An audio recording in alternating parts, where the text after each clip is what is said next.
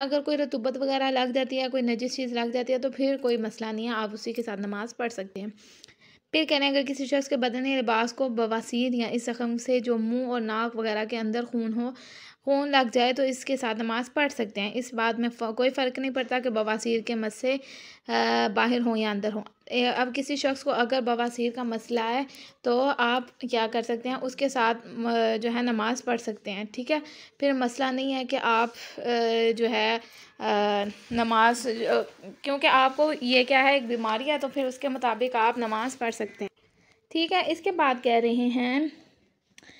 اگر کوئی ایسا شخص جس کے بدن پر زخم ہو اپنے بدن یا لباس پر ایسا خون دیکھے جو درہم سے زیادہ ہو اور یہ نہ جانتا ہو کہ یہ خون زخم کا ہے یا کوئی اور خون ہے تو احتیاط واجب کی بنا پر اس خون کے ساتھ نماز نہ پڑھے،